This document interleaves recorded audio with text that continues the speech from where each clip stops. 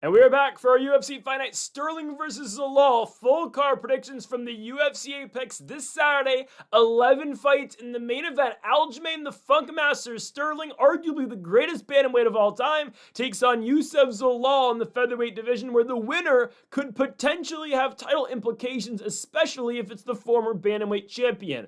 11 total fights on this card. And folks, before we get into the video, make sure to hit that subscribe button down below for more UFC here on the channel. On Thursday, we're going to have our best bets for this card as well, so make sure to be on the lookout for that. Before we get into the predictions, make sure to go check out Greedo Plays, the main channel. Go subscribe over there. Daily MLB and daily NBA best bets. Let's do it. First of 11 fights this week from Las Vegas and Nevada. The PFL, by the way, returns next week, so we'll have PFL predictions alongside UFC Australia with Jack Dilla Maddalena and Carlos Prates. Okay, first of 11 fights, we kick things off with a banger in the strawweight division between Talita Alencar and Julia Polastri. Is two Brazilian strawweights going at it in our first bout.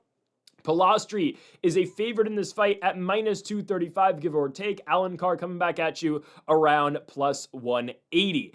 The way I see this fight playing out, Alencar is going to need to get takedowns in this fight, while Polastri obviously is going to try to keep the fight standing. That's ultimately how you can, think of this fight. Talita Alencar is coming off a winner last fight. She shares a nickname, or I guess used to share a nickname with Jake Paul. Paul changed his nickname, but now Alencar is the problem child. Her last fight was a victory over Ariane Carnelossi. She was able to win the fight by third round submission. It was a rear naked choke. It was the second of back-to-back wins for her in the UFC, as the fight prior to that, she beat Vanessa Demopoulos. Made her UFC debut after having a draw on the Contender Series, came in, beat Ryan Dos Santos in her first fight, then lost to Stephanie Luciano in the rematch of their draw in the Contender Series, and now obviously back-to-back wins going into this fight. Now, yes, Alencar is a 3-1 UFC fighter. However, who has she beaten?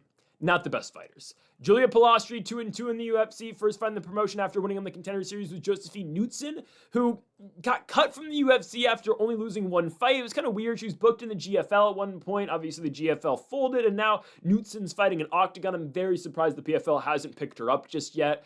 Feels just like a signing they'd make, considering they just brought in Arujau and Shanna Young. Well, Shanna Young's been there, but they brought in Arujau and Lipsky. I'm surprised they haven't taken Knudsen either. Anyways, Polastri loses to Knudsen, beats Corey McKenna by split decision in her next fight, then loses to Lupi Godinez, and then picks up a win over Karolina Kowalkiewicz in her last fight by third round TKO. And ultimately, that's how I see this fight playing out, at least on both sides. Polastri will be the better striker, while Talita Alencar will be the better grappler. It's all going to come down to, can Julia Polastri defend takedowns out of Alencar? We saw Lupi Godinez take down Polastri quite a bit, 5 takedowns in their bout back in Mexico in March of 2025. But if Polastri, again, is able to keep fight standing, she is pretty solid. Now, she was turned into somewhat of a grappler and a wrestler in her bout against Knudsen back in the Apex in June of 2024. But again, that's a while ago. That was Polastri's first ever UFC fight. I'm willing to look past that going into this bout here.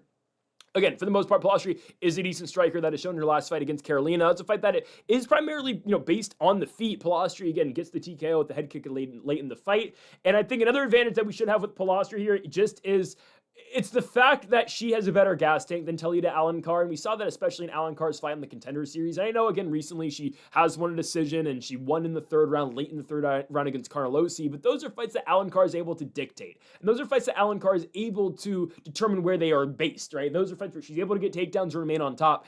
If you force Alencar to fight a stand-up fight, at least for parts of the bout, she does tend to struggle. That's what we saw in both fights where she, again, lost a draw, where she couldn't, she had nothing going for her in the third round against Luciano on the Contender Series, and ultimately when they had their rematch about a year later in the UFC, it's because Luciano's winning on the feet and she's forcing a striking bout against Alencar, where Alencar just can't compete once she can't get a takedown. So Polastri should take over the fight as it goes, and I do expect her to win. Interesting tidbit for this fight: Polastri is a favorite, yet on Tapology, more people are picking Alencar to win.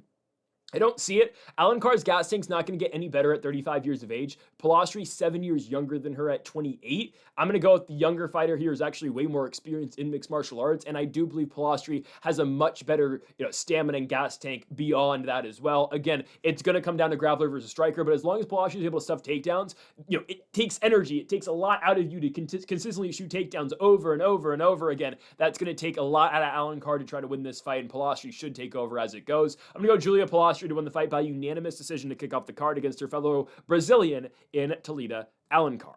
On to our second fight, we move to the welterweight division. Max Payne Griffin at 40. He's a man, 40. Max Griffin takes on Victor Valenzuela again in the welterweight division. Victor Valenzuela making his UFC debut. He's an MMA Masters product coming off a huge knockout victory over Yukashu Kinoshita in his last fight. Obviously, Max Griffin, very experienced in the UFC. This will be walk number 19 into the octagon for Max Griffin. He does have a losing record, though, at 8-10. His last fight, a split decision loss to the action man, Chris Curtis. It's a fight that I thought Curtis won quite easily. Whatever. Payne Griffin's fight before that was against Michael Chiesa, where the now retired Chiesa, who got a hero send-off, Chiesa beat Max Griffin by third-round submission. The last victory for Max Payne Griffin comes back in February of 2024 in a win over Jeremiah Wells. On the flip side, he is getting right Victor Valenzuela, who's making that UFC debut. Born in Chile, been out training in Miami, Florida at MMA Masters. That last fight for him, a victory in March of this year in Limonu Shuto 4, where again he beat Yukashu Kinoshita, who is a former UFC fighter by second round TKO. Kinoshita, Killcliff FC fighter, not the best UFC fighter, I understand, but nonetheless, a victory is a victory for Valenzuela. Fight prior to that for him, he did fight in the Contender Series, got knocked out by Michael Oliveira. Still waiting on Oliveira to make his UFC debut. We haven't seen him yet, and Valenzuela, who got knocked out by Oliveira, fights again on the regional scene and now gets offered a contract, and he's fighting before Oliveira is. Okay. But what I've seen out of Victor Valenzuela, good striking, he hits very hard, and it should be a fairly fun fight stylistically against Max Griffin, because both guys kind of do the same thing. I think Valenzuela is a little bit quicker, though, at this point of his career, and just being 32 compared to Max Griffin's 40, and I think the younger fighter does take it. I don't think this is a case where, okay, the experience pays off, and it's just, too much right away for Victor Valenzuela, because what is a 40-year-old Max Payne Griffin? With all due respect, what is he anymore? Right? Competitive fight against Chris Curtis, but a fight I thought he lost pretty easily. I had easy 2-1 Chris Curtis in that bout. And yeah, Max Griffin's had a lot of decisions, a lot of close decisions, but a lot of fights where he hasn't won, right? I mean, his wins recently, right? Jeremiah Wells, Tim Means, both by split decision. Carlos Condit at the end of Condit's career. Song Kenan, he knocked out, but that last knockout victory against Kenan came all the way back in March of 2021. So it's just been a while for Max Griffin, and Victor Valenzuela, I think, just brings the action right to him. I think the way Valenzuela fights, with the power that he throws and with the volume that he throws still with that power, just makes it difficult for Griffin to stay in the fight. Now, here's the thing. Does Valenzuela get the finish? Max Griffin's only been finished once, or TKO'd once in his professional career. It came back in August of 2016 on a Conor McGregor undercard, Diaz McGregor 2, to Colby Covington. Colby Covington, the only fighter to ever TKO Max Griffin. Obviously, that was with ground and pound late in the fight. Fight where Colby finished them, and obviously, this is before the chaos gimmick, but talked some shit to Griffin after he finished him on the ground. I think Valenzuela does become the second guy to do it. Again, it's just, once you get to 40 years of age, and I said this with Alencar, she's 35, but I made the same talking point with her, and I'll make it again here with Max Griffin. Once you get to a certain age, you're not really improving anymore. And you're really just relying on your skills that you developed and that you had prior to this old age. So again, Max Griffin's not getting any better than what he is currently. And Victor Valenzuela, who is not a spring chicken, he's 32, but again, make his UFC debut, more hungry, I would think, in this fight. In a small octagon, should be able to press forward, and there is a chance Max Griffin catches him, don't get me wrong. I feel like this fight's going to be fought in the pocket. It's going to be a back and forth fight, at least I think, until someone lands that big shot. I think Valenzuela, though, is coming forward, and I think he will land first on Griffin. And as well, right, the nickname for Max Griffin is Payne, Max Payne Griffin. He doesn't hit the hardest anymore. The guy went 15 minutes with a 40-something-year-old Tim Means, couldn't finish him. Jeremiah Wells was never the highest level of fighter. He was 37 when that fight happened. Actually, Wells did beat Gorimbo in his last fight. I got to give him credit. But, Griffin couldn't get Wells out of there. Right, lost to Chris Curtis, which was expected, but I got to go with Victor Valenzuela to win. I know he got knocked out by Michael Oliveira, and that is the hope, right? If you are Max Payne Griffin, you can get him into some sort of a firefight, and then eventually you do land, or at least you just take over damage-wise, and you control the bout, and obviously you just win on points. That is out there, do not get me wrong. I mean, there's a pathway for Max Payne Griffin. Would I bet on this one? I don't know. We'll reevaluate it, obviously, with our best bets later in the week, probably on Thursday, maybe on Friday. We'll just have to wait and see on that one. But nonetheless, I'm going to go with Victor Valenzuela to win. He's going to be the shorter fighter, and Max Griffin will have a reach advantage. But again, Victor Valenzuela should be able to enter inside, throw a lot of close shots, and he should be able to win again on the inside in this bout. I'm going to go with the Chilean fighter, Victor Valenzuela, winning his UFC debut. I'm going to go second round TKO victory over Max Griffin. He becomes the second man in the UFC octagon to finish Max Griffin. On now to our third fight in the women's bantamweight division, Mayra Bueno Silva, the former bantamweight title challenger, which gets forgotten about, but there was one point in time, and I'm guilty of it, I picked Mayra Bueno Silva to win that title fight back in January of 2024 against Raquel Pennington. Whatever. Mayra Bueno Silva has not won if I'm not mistaken, she has not won a fight since she challenged for the world championship. I could be wrong, but I don't think she has. No, she hasn't. They gave her a title shot after they overturned her win against Holly Holm to a no contest because of a positive drug test. Anyways, technically now, Mayra Bueno Silva's last win comes back in February of 2023, where she beat a 40-year-old Lena Landsberg by knee bar. A 41-year-old Lena Landsberg. That's Mayra Bueno Silva's last victory. Technically, yes, it's Holly Holm. But what has Mayra Bueno Silva done since the Holly Holm fight? Well, again, she gets the Raquel Pennington fight. Lights were too bright. She was not able to stay in there for full. Well, she did stay in there for 25 minutes, but obviously she ran out of gas, and Rocky took over the fight and won. Mayra Bueno Silva then fights Macy Chiasson, loses, nasty cut, obviously. It is what it is. Silva loses. Fights Jasmine Jasdavidius, loses by decision. Last fight, it's a step down, right? You go from taking on Raquel Pennington now, former champion. Macy Chiasson, staple of the top 10. Jasmine Jasdavidius wins yesterday against Creedy Silva, staple of the top 10. Jacqueline Cavalcanti, top 15 fighter, but a fighter you think, okay, maybe Bueno Silva is able to get. She's a former title challenger. Maybe she beats Cavalcanti. No. Cavalcanti completely outvolumes her. Bueno Silva can't get a takedown, and Cavalcanti dominates the fight on the feet. So now here you go. They're not doing Bueno Silva any favors. They're giving her Michelle Montague. There's two fighters that I really like at women's bantamweight, and I do believe someday, this might sound crazy, but I think I'll be right on this one. At least I hope. We're gonna get a title fight someday, I think, between Michelle Montague and Bia Mesquita. I think so. I think Montague's definitely gonna reach the belt at some point in time.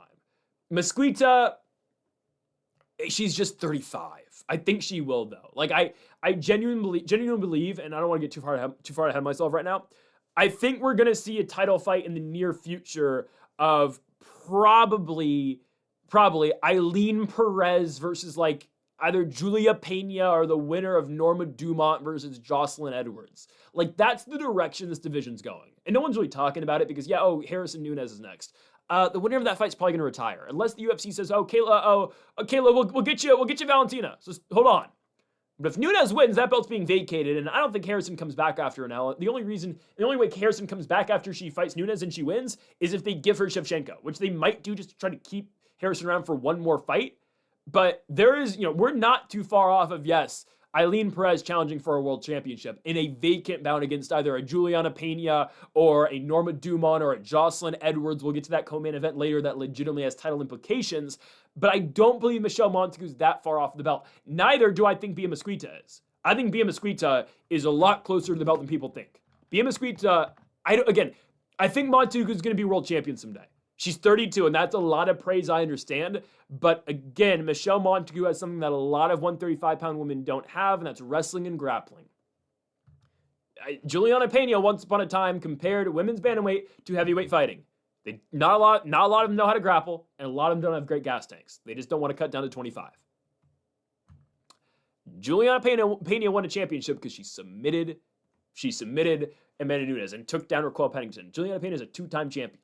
Again, I'm not here to, continue to shower Pena with praises, but I'm telling you, there is pathways for fighters like Montague and like Mesquita to win gold in this weight class, right? I mean, look at the top 15. Rocky Pennington still ranks second in the world, or third in the world. Second. It's unbelievable. Anyways, Mesquita's going to fight Melissa Mullins in the summer. She's going to win that fight. She's going to continue to climb the ladder. Montague gets Mayra Bueno Silva. You're going to see the difference in wrestling in this fight. I get, if I'm wrong, I'm wrong, but I don't think it's much of a competition, guys. I really don't think it is. I think Montague's going to take her down. I think she's going to sub her right away. I just don't think Mayra's that good anymore. Was Mayra ever good? And yes, I know Bueno Silva had never been subbed before. This is the fight, in my opinion, that puts Montague on the map. I think she takes Mayra down. I think she overwhelms her on the ground. And I think she's going to sub her. It's something that Raquel Pennington wasn't able to do. And Raquel Pennington dominated Bueno Silva on the ground from rounds 2 through 5, right? And Jasdavidius was able to take down Bueno Silva and had her down for quite a bit. She wasn't able to get that submission. Like, again, we know Montague's going to win the fight because she's going to take her down and hold her down. It's just, can she get the sub? She was not able to get the sub against Luana Carolina, but if you want to really punch your ticket in the top 15, get a takedown and get a submission. I'm thinking arm triangle for Michelle Montague here. I know she's only ever won by rear naked choke, but I know she's got different subs. I just think the way this fight plays out, I do think the arm triangle is going to be there against Bueno Silva, who kind of gives that up. You know, at least what we saw in the Raquel fight and whatnot. Pennington just didn't attack it. I'm going to go Montague first round submission. I might be wrong, and this might just be a decision, and it is what it is, but Montague's going to win. It's just a matter of how does she get it. I'm going to go submission. Montague first round sub. Yeah, it might sound crazy. I think she's going to win the belt someday because of how weak this division is. Don't get me wrong. Like, guys, there's a very good chance that Pena is going to get the belt again. Dumont's going to get it at some point. Perez will get it. There's a chance that, Cavalcanti gets it eventually.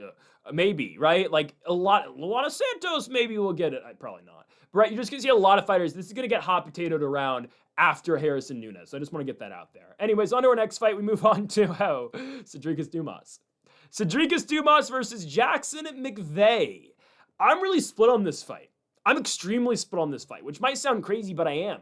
Cedricus Dumas versus Jackson McVey's been keeping me up at night recently. Not gonna lie to you. I've been thinking about this fight for a while. Obviously, I previewed the cards, way before, so obviously I'll just give you a timeline here. I'm recording this video right after UFC Winnipeg, and that's usually what I do. Like, I'll tell you if I'm recording a video early. Like, I'll tell you right now, next week's video is gonna be recorded a little bit early. So, going into the Australia card next week, I'm not gonna know what happens with Aljo. So, but usually I record these videos right after the UFC card that happens. So I just watched Gilbert Burns go retired by Mike Malott, and now I'm going over this. So I legitimately, for the last 3 days, have been thinking, all right, who wins Cedricus Dumas versus Jackson McVey? And I've sat down and actually watched and rewatched a lot of Cedricus Dumas and Jackson McVey tape because I saw the line and I'm just like, I don't know why Dumas is this big of an underdog. I know he's sloppy. I get it. I know Dumas is a little sloppy, and he's not a technically, great fighter in terms of his just technical skill-wise, Dumas great. No, right? He leaves a lot to be desired at times. But can Jackson McVey beat him? I don't know. I really don't know. Because Jackson McVey has not looked good so far in the UFC, and I understand. The level of competition is way higher than what he fought in LFA, because Jackson McVey in LFA, and this is the problem that I think McVey's had adapting into the UFC. He destroyed everybody he fought in LFA. None of his fights in LFA were close. They were all first-round finishes. He would go in there immediately, take you down, and submit you, or he'd knock you out right away as well, right? So he comes into the UFC, and he fights Bruno Ferreira, he gets subbed right away, right? He fights Zach Reese. Zach Reese takes him down, he gets submitted. And he hasn't been able to settle it on the feet in any of these fights, right? He has some success on the feet against Zach Reese, but again, Reese takes him down, and McVey doesn't obviously have any success in the grappling range. So that's the thing. Oddly enough, I think Cedricus Dumas is going to take him down. And if he takes down McVey, I know McVey's got some submissions, and that's what he did in LFA, but obviously there's been levels to this once he's gotten into the UFC. I'll just say, I think Dumas is going to win. Now, how seriously is Dumas taking this fight? I don't know. Dumas, again, is a interesting character. Is he the best human being? I'm not going to speak on that. But I think the fight's actually set up pretty well for him to win. These are two huge middleweights. Let me get that out of the way. Jackson McVey 6'4" at 185. Cedricus Dumas 6'2" at 185. On the feet, I think they're really close. I know Dumas hasn't had much success recently, but I do think it's a competitive striking fight. Dumas has fought up in the rankings in terms of the grand scheme of everything. He fought Nursultan Ruzboyev, where he got eye poked 5 times. He fought Michal Zolshashek, right? He got subbed by Dante Johnson, who looks like he's going to be pretty solid. He's been fighting kind of up in the rankings, and he's never gotten to fight just a straight, 0-2 fighter like what McVey is. I mean, he fought Abu Azaitar, beat him, fought Cody Brundage, beat him as well. When he fights lower guys, beat Dennis Tululin. When Dumas fights lower guys, he beats them. My biggest question is Dumas actually locked in for this fight? Because his not just his UFC career's on the line, his livelihood's on the line here. I mean, to stay in the UFC, you have to win this bout if you're Dumas. And I think he does. Same for McVey, too. Both of their backs are up against the wall. I understand. And McVey will probably get to fight more of a fight that he thinks let me clarify. I think McVey is going to feel like he's going to get to fight the fight that he wants to fight more now in terms of a striking battle. I think Dumas is going to take him down. I think Dumas can actually out-wrestle Jackson McVey. I've not been impressed with what I've seen wrestling-wise out of McVey. Does Dumas have the best takedowns? No, but he can do it. The Tululin fight wrestled him. Wrestled a Zaitar. Dante Johnson lands a takedown against him. I'm going Cedricus Dumas here. I'm going Cedricus Dumas by decision. I think he beats McVey. I wouldn't be surprised, honestly, if he subbed him. I know it sounds crazy. Dumas only has 2 submission victories and none in the UFC. I think I kind of want to go submission. I'm going to go decision, though. I'm going to go decision for Cedricus Dumas. I will tell you, this fight was originally booked back at UFC 317. and I took Jackson McVey at the time. He was an underdog going into that fight. It got scrapped at the last second. I took McVey by first round sub back then, but now that I've seen McVey actually fight in the UFC, I'm going Dumas. I'm going to go Rodriguez Dumas here by unanimous decision to get Jackson McVey. I think a lot of wrestling is going to be involved, and I think Dumas is going to win in a lot of those exchanges. So give me Rodriguez Dumas. And on the feet, too, they're competitive. They are. They're competitive. Dumas just throws stupid shots sometimes and just kind of throws from the hip and just unloads, but I'm going to go Dumas by decision. I think it's a great plus money play.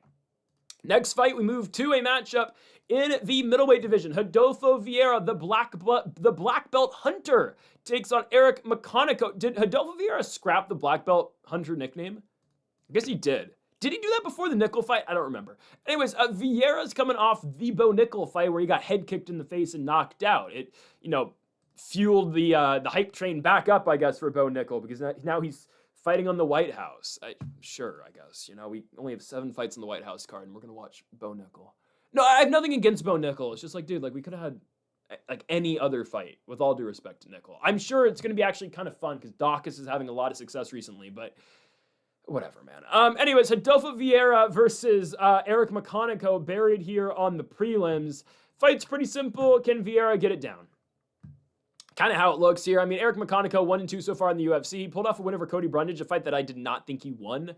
Cody Brundage takes down McConico, kind of outstrikes McConico. I go back and rewatch Brundage-McConico. How did Brundage not win the first 2 rounds? It was a really weird fight because Brundage took it on super short notice, and they just randomly added it to a prelim of Romando Lidze and Fluffy Hernandez last summer. It was really random. The fight got announced 2 days before the fight, or before the card. And yeah, I don't know how Brundage didn't win that. I really don't know how Brundage didn't get the decision there. I know Brundage, again, keeps on stepping up for the UFC on short notice. He's fighting Petrosky coming up. He keeps on getting fights. I kind of hope he beats Petrosky just because I kind of want to see the stupid Brundage era continue. But yeah, I don't know how he didn't get the decision over McConico. It's not a great fight at all. I would not recommend rewatching it. But I rewatched it 1-2 Brundage. Yeah, McConico takes over the third, but I don't know. I guess they give the second round to McConico. I didn't see it personally. His other 2 fights in the UFC, he gets knocked out by Nilston Ruzbayev and knocked out by Basingar Susurkayev. Vieira's obviously a much different fight because he's just primarily a grappler. However, Rodolfo Vieira did beat Tresean Gore in a 15-minute striking fight, which leaves you very confused when you consider, Tresean Gore just beat Azamat Bekoyev and submitted him and was competitive on the feet with Bekoyev as well, but I guess Bekoyev just wasn't as good as we thought he was, so whatever. This fight's going to be interesting because can Vieira get the takedown against McConico? I think, but obviously that's held, that's held back Vieira a lot in his UFC run, dating back to the Fluffy Hernandez fight. It's just his pure wrestling obviously isn't very good, and this is the prime example we always use with all BJJ players. We use it with Mackenzie Dern. Well, obviously she's a champion now, but we've used it throughout Brian Ortega's career. And I will say, you're looking forward to the main event here. This is what I believe separates Aljamain Sterling from all these other jiu-jitsu guys as well. Aljo can wrestle, human backpack, but Aljo can wrestle you and take you down. Brian Ortega has never been able to land successfully, continuously land takedowns in the UFC, and that's what's held him back. We know how great his jiu-jitsu is, but his takedowns aren't great. You can apply that same thing, the same logic to Rodolfo Vieira. He will have fights where he can get takedowns, but the problem is, again, he can't consistently get them. He can wind up on top and he can be successful. Look at the fight that he has against Brundage. Look at the fight he has against Arman Petrosyan. He gets those takedowns, he's going to submit you. Arm triangle or rear naked choke are the 2 submissions of choice for Vieira. But if he's not able to get that takedown, yeah, he's not going to win a striking fight usually. But he did against Gore because how do you beat Gore? Gore was so concerned about the takedown. Vieira shot 14 of them, landed 1, but was able to still win in the striking exchanges. Can he take down McConico? I'm going to say yeah. I saw Susurkayev take him down. I saw Brundage take him down. I think Vieira should as well. And if Vieira's able to take down McConico, well, he should be able to submit him. Again, the nickname is the Black Belt Hunter. He's that good at jiu-jitsu. Advanced high-level BJJ player. Obviously, yes, got subbed by Fluffy Hernandez back in 2021 when Vieira had a lot of hype around him and almost lost to Dustin Stoltzfus as well, but ended up subbing Stoltzfus late in the 3rd round, whatever. I think Vieira wins. I think Vieira gets the win probably by submission in the very first round. All he needs is 1 takedown, and I think he's going to trap or get McConico in an arm triangle and finish him. McConico has always been a little bit of an interesting signing. He is 35, going to be 36 next month or in a couple weeks. I will say Vieira is currently 36 as well, but I'm going to go with the Brazilian to win this bout. I'm going to go Rodolfo, the Black Belt Hunter Vieira, to win the fight by first round submission against MMA Labs, Eric McConico. Again, I think you can easily make the case, by the way, right now, Eric McConico is an 0-3 UFC fighter, but they gave him the nod over Brundage is what it is. Again, I'm going to go Vieira to win the fight by first round sub. On to our next bout, we go to a heavyweight fight with Marcus Buchecha and Ryan Spann, again at 265 pounds. Originally, this fight was supposed to be, Alan Fry Jr. versus Max Jimenez. Jimenez, obviously most known for getting knocked out by the incredible Hoke Josh Hokett. Jimenez then gets Marcus Buchecha because Fry withdraws from the bout.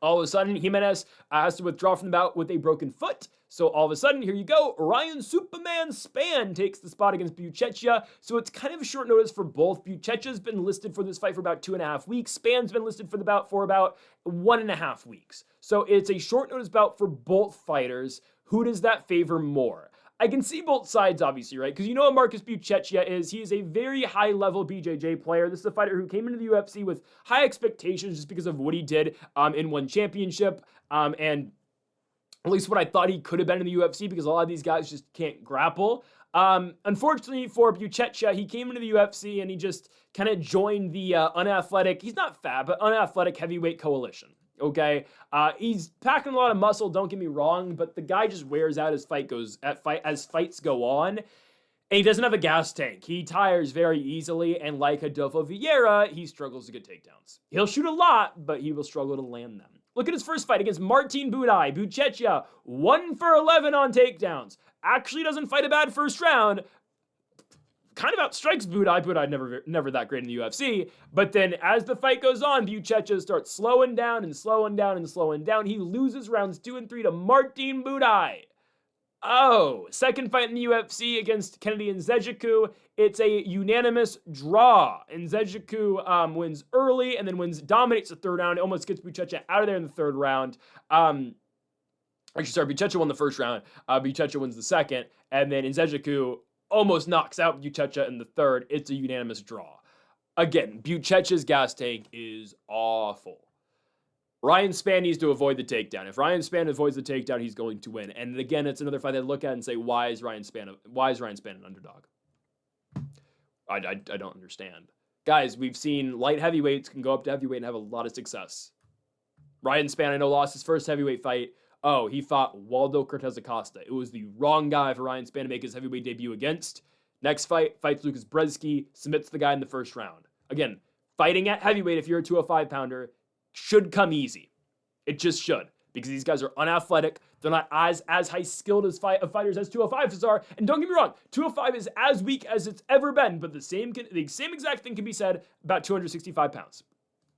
Heavyweight is a weak weight class right now. Same with 205, but Ryan Spann, who was a borderline top 15 fighter at 205, should easily go through Marcus Buchecha as long as he remains off his back in the first round. If Spann's able to get out of the first round, he will win. Or just avoids the grappling, he will win too. Ryan Spann's got some, submissions. I wouldn't say his pure jiu-jitsu is great. He's just got a really nice guillotine choke, and that's another factor too. If Buchecha shoots for a takedown, Spann could catch him in a guillotine. I will say, Ryan Spann better not look for that guillotine in this fight. Better not do it. Because if he does lock onto the guillotine, Buchecha, it should make the takedown easier for Buchecha. It will, right? Buchecha shoots. He's not a great wrestler. He's a great BJJ guy. Great jiu-jitsu. Wrestling is it. If Buchecha shoots, or Buchecha locks up, and Spann just grabs the neck and starts to wrap, makes the takedown easier. Buchecha, while he's on the ground against Spann, should be able to pass. And Buchecha should find his way out of a guillotine choke. On the feet, it might be dangerous, but I think Spann actually looks for the guillotine. It will make the pure takedown easier for Buchecha because Spann will be, more confident. Okay, I can fall back into it. Don't get me wrong. Spann's standing guillotine is nice. We've seen it before, obviously, but I think Buchecha should be able then to drop him with the takedown, and then once the fight hits the ground, I know Spann's got a great squeeze, 100%. We've seen it, right? Submitted St. Preux with the guillotine, Brzeski with the guillotine, Kutelaba with the guillotine. He does it in every single fight. Devin Clark with the guillotine. But if Buchecha has him down and, Spann's just off his back trying to lock up a guillotine, but Buchecha's gotten, with his shoulders up against the mat, I think Buchecha can pass. I think Buchecha can get on top. I think that's where Buchecha can be really successful. And in a pure jiu-jitsu fight, when the fight's already on the ground, Buchecha should win. Buchecha probably should submit Spann, but I don't know. Couldn't submit Nzechukwu, couldn't submit Brzeski. So I don't think Buchecha's that good. But as long as Spann gets out of the first round, he's going to knock this guy out. I'm going Ryan Spann second round knockout. I think he avoids the treacherous first round against Marcus Buchecha. in terms of that's the burst of energy you're going to get out of Buchecha after the first 5 minutes he's done. And then Spann's just going to take over the fight in the second. And if it goes in the third, Spann will definitely take it over as well. But we saw the late success Nzechukwu had against Buchecha. Ryan Spann should have success starting right after the 5 minute mark. So I'm going to go Ryan Superman Spann to knock out Marcus Buchecha in the second. I just don't think Buchecha is that great of an MMA product. Ryan Spann should get it done, marking his second UFC heavyweight victory. On to our next bout, and this is a good one. It's a really good one. In the bantamweight division, it is the second fight on the main card. Buchecha Spann was the main card opener. Montel Jackson versus Raoni Barcelos. Okay, all right, this is a good one. This is a really good one because the run Raoni Barcelos is on right now is big time. Raoni Barcelos, more people on Topology are picking Barcelos than Montel Jackson, even though Montel Jackson is the betting favorite. Why, you may ask? Well, again, look at the current run Raoni Barcelos is on. He is on a legit top 15 tear right now. 4 consecutive victories for Barcelos after losing to Kyler Phillips. He comes back, beats Christian Quinones, beats Peyton Talbot, beats Cody Garbrandt, and then in his last fight, beats Ricky Simone.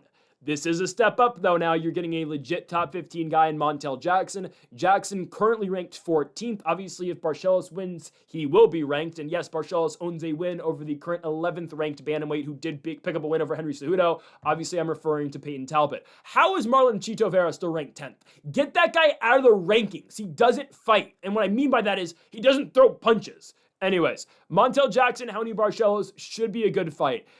Jackson coming off a very close fight against Deiveson Figueiredo. I did not mind the decision for Deiveson. Really odd bout because Montel was so just hesitant in that fight. I've never seen Montel Jackson so unwilling to pull the trigger. I guess the Daniel Marcos fight a little bit, but so disappointed in that bout that Jackson had against Deiveson. I mean, you get a co-main event in Brazil, biggest bout of your career. You get a crack into the top 5 if you win, and you just didn't show up to fight. And, I thought Montel thought he'd won, but go back and rewatch it. Yeah, Deiveson probably does enough. And Deiveson's going to be fighting Song Yadong in Macau in China. Another big spot for Figueiredo. He'll probably lose, but whatever. Hey, Umar couldn't finish Deiveson, so what do you know? Anyways, Montel Jackson obviously went on that big run prior to the loss to Figueiredo, had won, 6 straight fights in a row, was knocking everybody out up until the Daniel Marcos fight. Now he gets Barcelos. Raoni's striking continues to look good, man. Raoni's striking, he continues to win on the feet, and his takedown defense is great. Obviously, I'm not expecting Montel to be an aggressive wrestler in this fight. I do expect both guys to just settle in the striking range in this one, but I don't know. We might see Barcelos look to take Montel down. Figueiredo was able to take Jackson down a couple times. Maybe we see Barcelos look for that as well here. Might be there, but I think for the most part, we are going to see a striking fight. Now, if Raoni wins this one, Raoni Barcelos, who is, let me get his age right, he is 38 years of age. If Raoni wins this one, when does this run end? Because, again, he has a win over number 11 Peyton Talbot. My guess is the winner of this fight, again, this is my guess, I think the winner is going to fight Marlon Vera. It just makes sense. They still, for some reason, have Vera in the top 10. No, sorry, they're going to do Raul Rosas versus Marlon Vera because they want Rosas to crack in the top 10. They're going to strategically build him up. I don't know who they give the winner of this fight to. Vinicius Oliveira, maybe, actually. That sounds like such an Apex main event. Barcelos or Jackson versus Oliveira. Yeah, or a co-main to an Apex card. Yeah, that's probably next. Anyways, right. But, when does this Barcelos run end? Barcelos versus Oliveira, I'm taking Barcelos to beat Vinicius Oliveira right now. Just because of what he can do in the wrestling game. I don't think Oliveira can really stop that. Against Montel, though, Jackson's not a bad defensive wrestler. I know Figueiredo took him down, but it took Figueiredo quite a bit of attempts to actually get Jackson down the mat. Pure striking, I keep doubting Barcelos and he keeps winning, but I don't know, man. I don't think he beats Montel Jackson. I'll be honest with you, okay? And I'll be completely transparent with you guys. I have not picked Barcelos once on the winning streak. I have not picked Raoni Barcelos to win a fight since 2022. I picked him to beat Trevin Jones, where he did. Right? I picked Kyler Phillips to beat him. Obviously, I picked Umar to beat him. I picked against him in the Quinones fight, which was a bad read. I can't lie to you. But do you blame me in the Talbot, Garbrandt, or Simone fights? Not really. So, yes, I've just kind of, I've accepted it. Raoni's on a generational run right now. But at some point, you are 38 years old. You're fighting a guy in Montel Jackson who is bigger than you, 3 inches taller, and has an 8.5 inch reach advantage on you. Stylistically, it is very difficult on Raoni, who's going to be turning 39 next week, to beat Montel Jackson. I know Jackson was underwhelming in the fight against Deiveson Figueiredo, but nothing to me points that Raoni should have won other than the fact that, yes, he's on a crazy win streak right now. Other than that, nothing really shouts to me, oh yeah, Barcelos should beat Montel Jackson.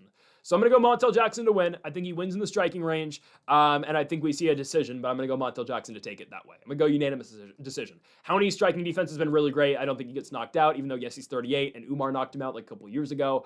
I think it's a competitive striking fight. Like, I think the fight's going to be close, but I do think Montel Jackson's just too good for Howney Barcelos. Again, Howney Barcelos at 38 is a mythical fighter. I understand he's on a crazy run, but I got to go with Montel Jackson to pick up the win by decision. He is the betting favorite. Again, a little surprised on the Tapology picks, but people are just, again, riding on the Barcelos wave. I got to go Montel Jackson, though, to take it by unanimous decision. On to our next bout in the bantamweight division. Should be fireworks, at least we hope. Dangerous Davy Grant takes on Adrian Luna Martinetti. I want to say Martinelli, obviously, Northwestern star forward this season. Adrian Luna Martinetti takes on Davy Grant. Should be complete fireworks. So, obviously, just yesterday, we saw Mark Vologin make his UFC debut against John Castaneda. Phenomenal bout that was a majority draw, with the point deduction, obviously with the eye poke and nut shot that Castaneda landed against Vologin yesterday. But it's a draw, right? So Vologin starts his UFC career off, not with an L, but it's a fun fight. But obviously, who beat Vologin on the Contender Series? Right here, Ecuador zone, and Adrian Luna Martinetti. And yet Martinetti's fighting in the Apex, and Vologin got to fight over in Canada with the crowd. I know that was a short notice fight for both guys, Castaneda and Vologin, but a little interesting that Martinetti has to fight in the Apex instead of fighting in front of a crowd. It is what it is. Martinetti versus Davy Grant should be a really exciting fight. You know how Martinetti fights. That's not purely just his last bout. Like Martinetti always fights at a crazy pace. It's just usually what we've seen prior to his fight on the Contender Series. He usually gets guys out of there early. Now, I did not love the strength of schedule for Martinetti coming into the UFC. His last fight before fighting on the Contender Series, he fought a 0-0 fighter where he won by first round TKO due to a shoulder injury to his opponent. I hated it, and I'll be honest with you, right? I took Mark Vologin to win the fight on the Contender. It's one of the greatest Contender Series fights of all time. Obviously, Dana gives both of them the contracts. The output in that fight's insane, as Martinetti outstrikes Vologin 165-117 in that fight. I mean, it almost doesn't even sound real, but that was the legit output in that bout. But again, Martinetti does get the better of Vologin. Volojin's fighting like a zombie in that one, but Martinetti wins. Now he gets Davy Grant, and again, that's just how Martinetti always fights. Crazy output, crazy pace. Usually on the regional scene, though, he was just able to drown guys in these regional bums he was fighting, because let's just face it, he was fighting a low level of competition on the regional scene, and those guys weren't able to withstand the damage and the overall output that Martinetti was throwing at them. But in the UFC and in the Contender Series, obviously, yeah, you're going to fight guys who are much more tough to put away, and guys who obviously just kind of want to win more. Davy Grant, though, is 40. He's a man. He's 40, just like Max Payne Griffin. But again, at some point in time, it is more difficult to take damage, and how many firefights can you have? Because Davy Grant's had a lot of really great fights. And I thought that potentially the end of the Davy Grant run was going to come, at least the end of the Davy Grant run being competitive against, up-and-coming guys, was against Ramon Tavares. Tavares coming off the Contender Series, a very fun fighter, high output, and Davy Grant did beat him. He weathered the storm out of Ramon Tavares and dominated the fight as it went on. Davy Griffin, after that, beat Dumont Blackshear last year, and then did lose to Charles Air Jourdan by first-round guillotine choke. Obviously, Jourdan just picked up a massive victory over Kyler Phillips yesterday as well in Manitoba.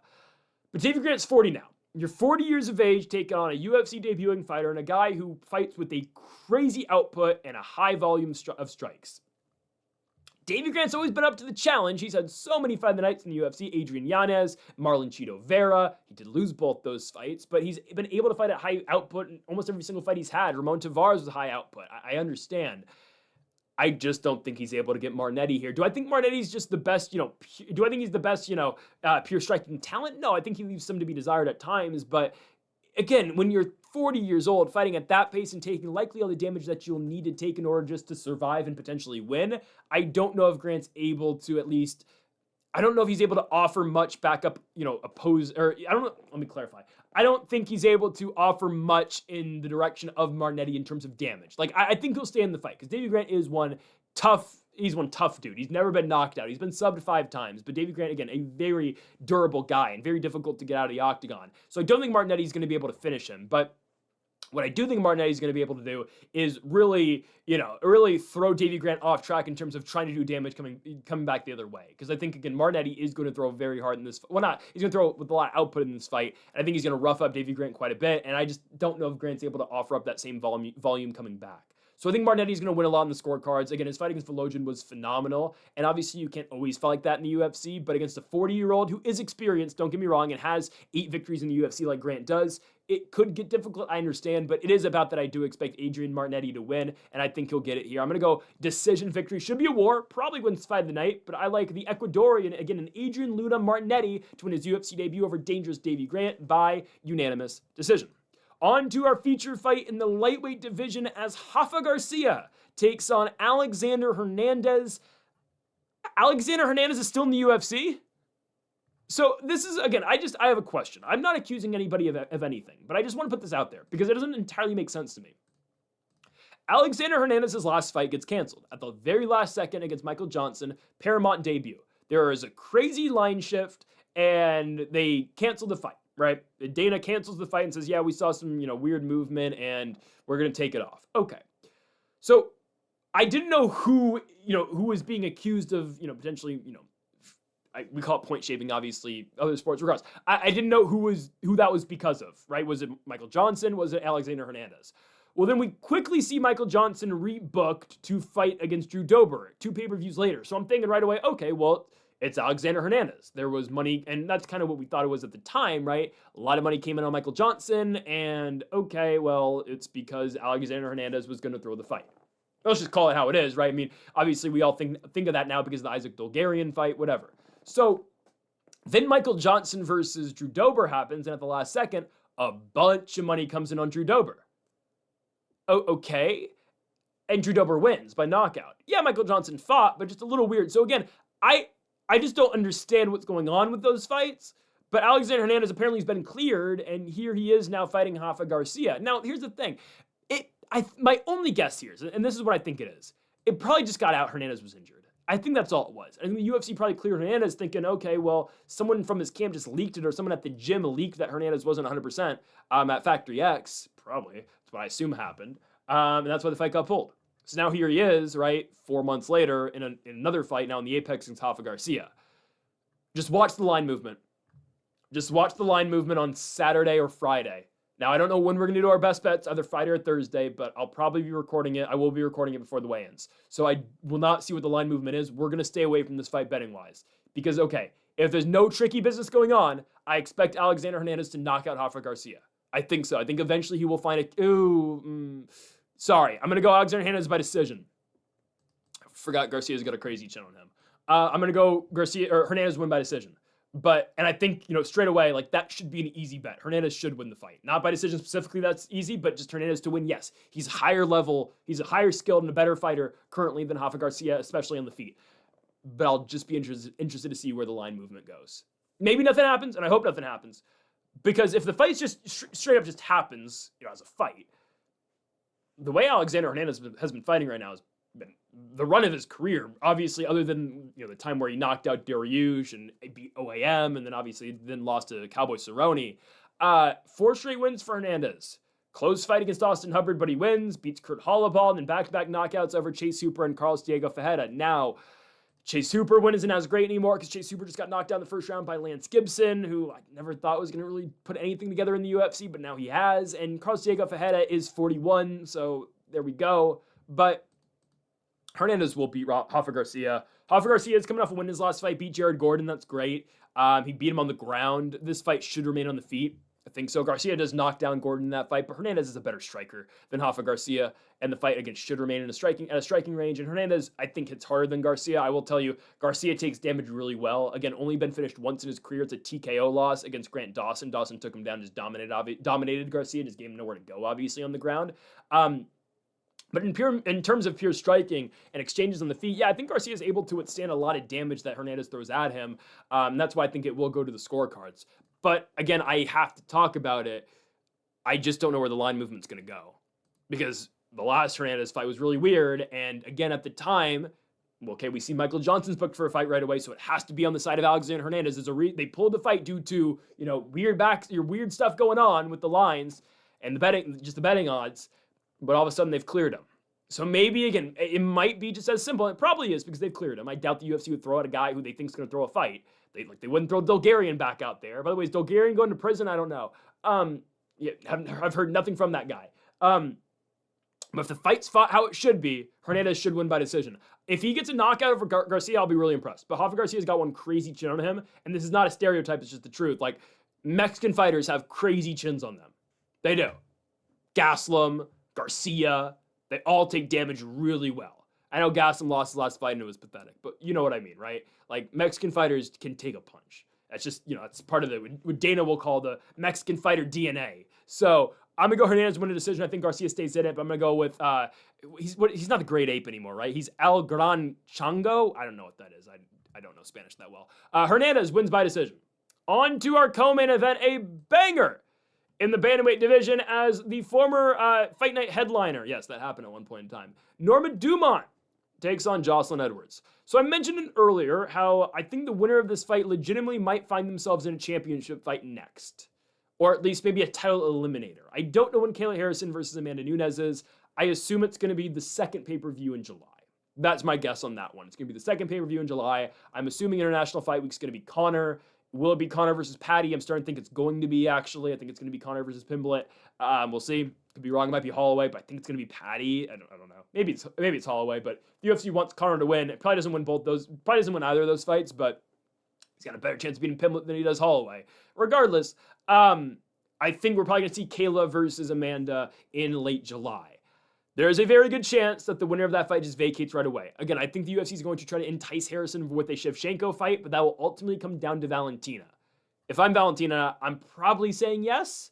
But if they make Valentina, if I'm Valentina, they say, okay, no, but you got to vacate 125 to go back up to 35. If I'm Valentina, I'm saying no, because she's not taking the belt away from Natalia Silva. So again, if you're Shevchenko, it's avoid Natalia Silva until eventually you have to fight her and lose. And eventually until Dakota comes over to the UFC as well.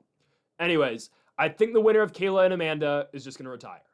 So this now actually becomes a legit title eliminator right now. It does. There's not many fighters at 135 that can actually challenge for the belt, because when you look at it, okay, Juliana Pena, who's ranked number 1, has not fought since she lost to Kayla Harrison. In all fairness, Harrison hasn't fought either since, but Pena doesn't fight non-title fights anymore. Raquel Pennington hasn't fought since she lost to Juliana Pena for the belt back in 2024. She's ranked 2nd. Dumont's in 3rd. Vieira's in 4th. She's coming off a loss to Norma Dumont. She's fighting Cavalcanti coming up, where she probably loses, but I don't know. We'll see. I don't know. I don't know. Yana Santos is 5, who was supposed to be fighting Dumont on this card.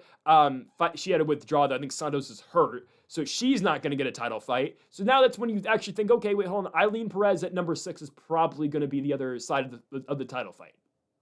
Eileen Perez, who is coming off victory in her last fight to Macy Chasson, I believe is going to be the other side of the equation for this UFC Bantamweight Championship fight after Harrison Nunes retires.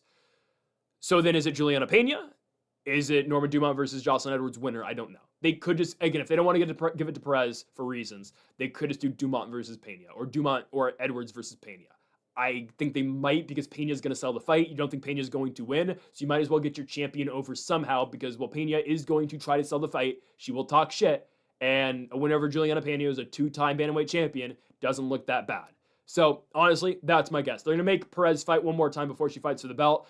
I can't believe I'm saying this. I believe the winner of Norma Dumont versus Jocelyn Edwards will be fighting Juliana Pena in likely October or November. October. Probably in Abu Dhabi for the World Championship. Oh my goodness. So how does this fight go? Edwards taking it on short notice, right? Filling in for Yana Santos. Edwards coming off a victory over Nora Knoll, where she submitted her. It was their rematch, and she wins the second time out. Edwards now on a 4-fight winning streak, excuse me. She's beaten difficult fighters in Tamara Vidal, Chelsea Chandler, Priscilla Cachueta, and Nora Knoll. Oh my goodness. Edwards is ranked 11th, so there you go. Norma Dumont is on a run, and Norma Dumont, by the way, is very deserving of a title shot. Like, if Norma Dumont fought Juliana Pena, she'd win, I think. And I think Dumont's probably going to win the belt eventually. Because, well, as long as Harrison vacates and retires. Because Norma Dumont, since she lost to Macy Chasson in May of 2022, has not lost. And, oh, by the way, yeah, Norma Dumont's undefeated at 135 pounds. She beat Carol Hosa at no, that was 45, my goodness. She's really only had 3 fights at 135. It feels like she's been here for longer. She's 3-0 at 135. Drain Durandamy, Arena Aldana, Kelton Vieira, win. All are like even money fights, and Dumont continues to win at about -110 odds. I've been riding the Dumont train for quite a bit. I've actually picked Norma Dumont in every single fight she's had since she lost. Since she fought Aspen Ladd. Believe it or not, I took Aspen Ladd to beat her once upon a time. But yeah, I've actually been going on the Dumont train for quite a bit. I'm looking on Tapology right now. I've got 5 straight Dumont by decision victories, and that's I have more Dumont wins in a row, but specifically by decisions. I've been high. I haven't been high on Dumont. I've just been picking her because, well, she isn't that bad anymore. She can wrestle. She can grapple. She's got good BJJ. She's a very top heavy fighter.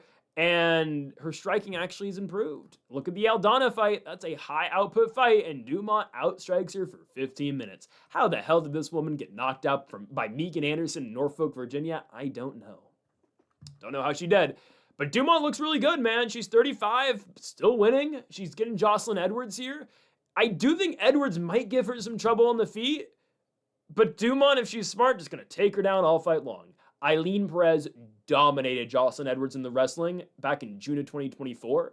And Perez, keeps on winning, obviously. Future title challenger, I believe. Would not be surprised if that's Dumont's first title defense. Like, again, the way I see this thing going down, Dumont, so Harrison Nunez, I think Harrison wins. But they retire. Whoever wins retires. Dumont, Pena, vacant title. Dumont wins. Dumont and Perez fights. Who is Perez going to fight in the meanwhile? They'll do Perez versus Raquel, because Raquel's a former champ. Perez versus Raquel.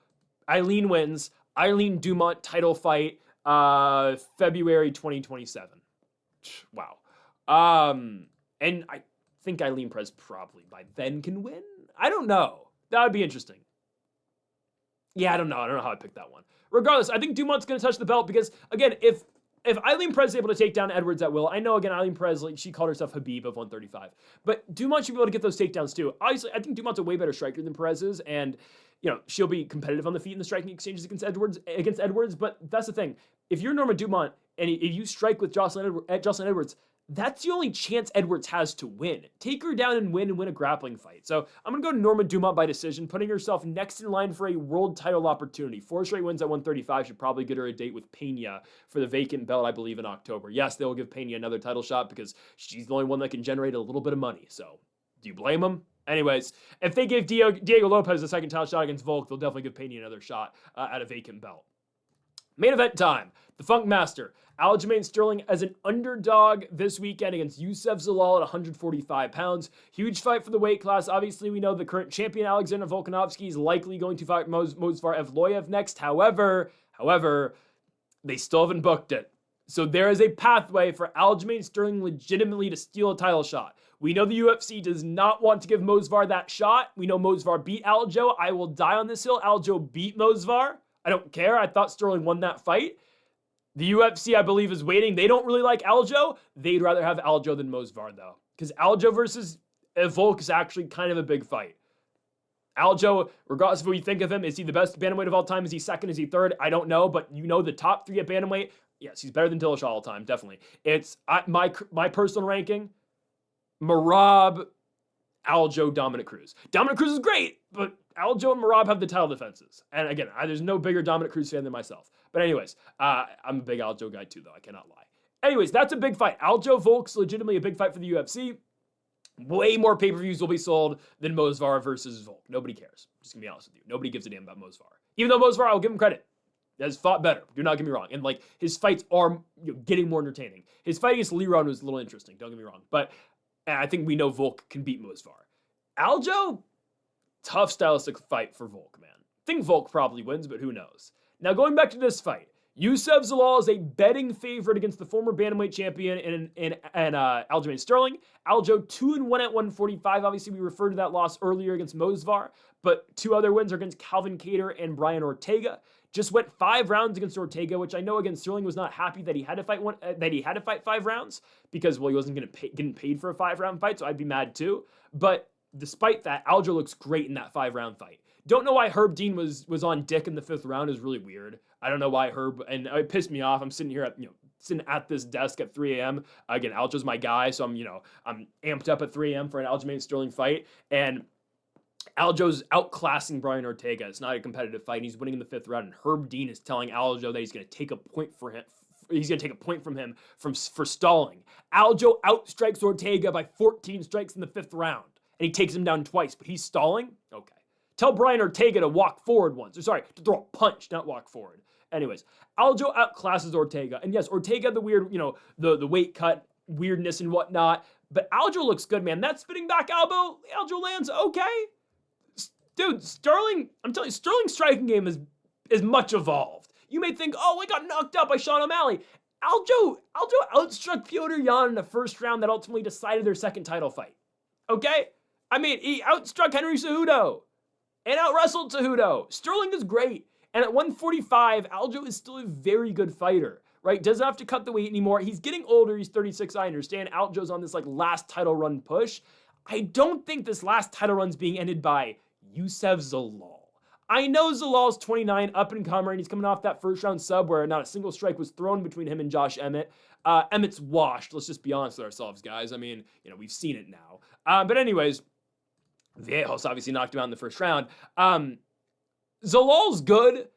The way Zalal wants to fight, he can't beat Aljo. This is a levels fight, guys. And I know I gave away the pick right away, but I'm gonna spend some time here saying why I like Aljo so much. What does Zalal do better than Aljamain Sterling? I legitimately, I will ask you that question. I don't know. I can't find it. I can't find one thing that I believe Zalal does better. And I'm going to tell you the four facets of the four things that are going to determine this fight. Okay, striking, wrestling, jiu-jitsu / grappling, and cardio. Okay, striking. Aljamain Sterling versus Youssef Zalal. This is the one you may give Zalal. I'm still giving it to Aljo. Okay? Aljo's chin, you can say it's a little shaky because, yeah, Marlon Moraes, kneed him in the face, and Aljo did the dab knockout, and O'Malley knocked Aljo out. Youssef Zalal does not possess the knockout power to put away Aljamain Sterling. What is he going to do? Jab Aljo all fight long? I don't think so. Sterling's actually an underrated striker. He's always been an underrated striker. Again, outstruck Petr Yan. I keep saying this. Outstruck Petr Yan at UFC 273 in the first round that decided the title fight. Okay? Beat Petr Yan at UFC 259 in the first round, striking-wise, too. Aljo's a very underrated striker. Nobody gives him credit, okay? And, O'Malley will tell you that, too. He is underrated. He has underrated hands. Aljo beat O'Malley in the first round at 292, striking-wise. And then Aljo thought, oh, okay, I can just outstrike this guy for 25 minutes and not shoot takedowns, whatever. And he got knocked out. But still, Aljo's striking is underrated. So striking, I'm giving the edge to Aljamain Sterling. Okay, wrestling. This is the biggest discrepancy in the fight. Youssef Zalal's got good grappling. He's got good jiu-jitsu. He is nowhere near the wrestling of Aljamain Sterling. Jack Shore took Youssef Zalal down. Jack Shore was able to get takedowns to Youssef Zalal. Sure, Zalal was able to get takedowns of his own. Zalal eventually submitted Jack Shore in the second round. Dumont Blackshear was able to take down Youssef Zalal. I can't imagine what Sterling is going to do to him. Aljamain Sterling is a legit wrestling talent, okay? And he's so physically strong at 145. And it's to the point now where it's okay, Aljo, no, not at all does it feel like, Aljo's, undersized fighting at 45. Aljo was killing himself to make 135, cutting all that weight. He fits in seamlessly at 145 pounds, able to easily take down Brian Ortega, easily take down and slam Calvin Kattar, took down Mosvar. Tell me he's not going to take down Youssef Zalal? I think that is the biggest discrepancy in the fight. Aljamain Sterling's wrestling over Youssef Zalal, in my opinion, is not close. Aljo is 3 times the wrestler Youssef Zalal is. So that's the biggest advantage right away. Okay, third, jiu-jitsu. This is probably, Zalal can be competitive here. Who has purely out-grappled Aljamain Sterling? If Zalal's that guy, I'll be wrong. I don't think he is. So just because Zalal submits Josh Emmett in the first round, I'll tell you, Aljo would do that too. Just because he wins a grappling session essentially against Jack Shore, good for him, and he submits Jarno Aarons, does not tell me he's going to submit Aljamain Sterling. You can't submit Aljo. He's too good. Aljo, and again, back on the wrestling real quick, Aljo spars 5 hard rounds every single week against Merab Dvalishvili, and Merab will tell you this, Aljo beats him in training, still at 36. And you could say, oh, maybe this is Merab being nice. Merab said this for 5 years plus, that Aljo whoops his ass in training. And yeah, it's probably because Aljo's just so much bigger, but it's a known thing. Aljamain beats Merab in sparring. And that's why, partially, I think the reason why Merab, and obviously, again, this is a legit friendship, and they never fight each other like DC versus Cain Velasquez, and that's why, obviously, Aljo is now up at 45, but partially, I do believe Aljo was just going to beat Merab. If they ever fought, Aljo would have beaten him. Aljo would have taken him down and held him down That's my honest assessment of that fight. Okay, if any of them, even if they fought right now, it has to be at 45. I think Aljo beats Merab Dvalishvili. I love Merab. His output's great. I think he might beat Jan in the third fight. I don't know. I think Merab might win that fight if they have it. I don't know. They might be waiting though. They might do O'Malley versus Jan first. Whatever. Assuming O'Malley beats Zahabi. But I think if Aljo fought Merab, I'd take Aljo. No, I know I'd take Aljo. And Merab would tell you himself too. They would never fight, obviously. They only train together. They live right across the street from each other. But Merab would tell you, yes, Aljamain would beat him. So this is a guy, and goes to my fourth point, cardio. Aljamain Sterling trains in spars 5 hard rounds every single week against Merab Dvalishvili. With the output Merab throws, you think Youssef Zalal's output's going to be too much for him? You think Youssef Zalal's wrestling's going to be too much for him? He trains with Merab. Sarah Longo, they do nothing but hard training all the time. I mean, how does Zalal beat him? I don't know. I don't see it. Now, I will say this. It was interesting. Aljo's last fight, he beats Brian Ortega, and it's dominant, right? And Aljo does say at the end of the fight, like, yeah, I'm getting older, so it's harder to, do these five round fights, which I didn't love. I didn't love him saying that because, okay, like, yeah, it looked like Aljo was slowing down a little bit in the 5th round. Rounds 1 through 4 looked great. In the 5th round, he kind of slowed down a little bit, but he was still winning, and he kind of felt like, yes, he was whooping Ortega's ass. But it looked like, again, he was just kind of like, all right, let's get this shit over with. Like, I'm winning. He's staying up, he's backing up, throwing the jab at range all the time and landing and sticking the jab, but not really trying to advance and end the fight. Whatever. I didn't love how Aljo said at the end of the fight, yeah, I'm getting older. It's harder to, put on these fights, but I hope you guys enjoyed it. Again, I'm as big of an Aljamain Sterling fan as you can find. So maybe if you want to say I'm biased on this pick, go ahead. But as someone who's watched the entire Aljamain Sterling career, and Aljamain Sterling has been one of my favorite fighters for years at this point now, I don't see how he loses to Zalal. Aljamain Sterling, is he in his prime anymore? I don't know if you can say that. Obviously, his prime was definitely when he beat Dillashaw and beat Jan the second time. That's when Aljo beat Jan the second time. I mean, that version of Aljamain Sterling was so incredible. That Aljo that beat Cejudo, oh my goodness. And it was just a damn shame the UFC didn't promote him and made him fight O'Malley in 2 months' notice. It was awful. 2 months after beating Cejudo, oh, it's disgusting. Disgust me. They didn't give Aljo an immediate rematch, too. He owns the most title defenses ever, 135 pounds. They didn't give him a title defense. It's unbelievable what they've done to this guy. So that's why, again, if he wins this fight, they owe him a shot against Volkanovski. I don't care about Mosvar, guys. Mosvar can wait another fight, okay? Aljo versus Volk, do it in December. Last pay-per-view of the year. I need it. I need it badly. And if you're the UFC and you're sick of Aljo, if Aljo loses, he's going to retire. So if Aljo wins, he'll probably do one defense and then retire too. Probably get his pay-per-view points and get out of there. Probably fight Mosvar in a rematch if he beats Volk. But I think in this fight, yeah, I think Aljo wins. I look at the 4 fastest again. Striking, jiu-jitsu, wrestling, cardio. 4-0 Aljo in my opinion. Zalal's not going to catch him in a submission. Zalal's not going to take down Aljamain Sterling. I'm so confident. He's not taking down Aljo. The only thing I could see again is if, again, I did say Aljo's got a better cardio. The only way, again, I think the only way I can picture Zalal winning is if Aljo's gas tank completely just shits out on him, which I don't think so. Again, that's why I said I think Aljo's got a better cardio game. Yeah, I mean Zalal's never been 5 rounds. He's never been 5 rounds. I don't think he went 5 rounds in LFA, right? Yeah, you only went 3. You never won the LFA belt. Never fought 5 rounds.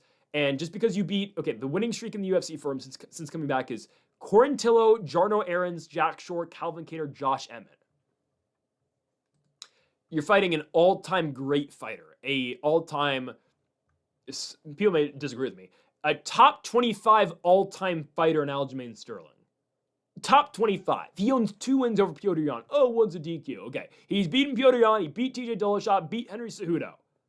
Beat Corey Sandhagen. Prime Corey Sandhagen. This is a top 25 fighter of all time. I know he's getting close to the end of his career. Aljo's winning. And Aljo looks in great shape, by the way, in the Benson Henderson RAF match. I understand it's wrestling. I get it. I'm glad Hamzat's doing RAF soon. I need Hamzat versus Colby. I need that badly. That'd be great. But I think Colby's going to do the Arman match after he wrestles Weidman, where hopefully he wins. But Aljo looked good in the RAF. It was Benson Henderson. But he looked good. Tech followed Henderson in the 3rd round. So I'm going to go Aljo to beat Zalal. I really think Sterling is, again, he's been really clawing for this title fight. Odds on they're not going to give it to him if he wins this bout. They're not going to, but he deserves it. I think Aljo is just so much better on the ground than Youssef Zalal. I'm going to go Aljamain Sterling by decision. It would not shock me if he gets a submission. I'm going to go Aljo 50-45 to beat Youssef Zalal. And yes, he deserves the right to call for his title shot. He should get the title shot. Will they actually give it to him? Again, probably not. Because they're going to probably give it to Mosvar, and they're going to make Aljo fight Yair, a fight that I thought they were going to make regardless. I thought that was going to be Aljo's next fight, and they're going to make him fight Yair coming up, and then he can probably fight for a belt if he beats Rodriguez. But I'm hoping you beat Youssef Zalal, you get the shot against Volk. I need it so badly. Aljamain the Funkmaster Sterling gets back into the title picture, stays in the title picture, and hopefully gets the Volk fight by beating Youssef Zalal by unanimous decision. Why? There are levels to this game, and Aljo is just on a higher level. Not the same stylistic fight, obviously, as Usman versus Buckley was, but it reminds me of that fight. Obviously, again, fight's going to play it out a little bit differently. Obviously, Zalal's not the striker Buckley is, and different, but still, kind of the vibes I'm getting on this fight in terms of how the odds are and how I think it's going to go down. Aljo mauls Zalal. Decision victory 50-45 for the Funkmaster. Folks, that'll do it for our UFC Fight Night predictions here for the main event, Aljamain Sterling, Youssef Zalal, again from the UFC Apex. We'll be back for our best bets later in the week, likely Thursday, potentially Friday, so make sure to be on the lookout for that. Folks, thank y'all for watching. Make sure that subscribe button down below for more. Make sure you like if you did enjoy the video. Folks, thank y'all for watching, and Mamba forever.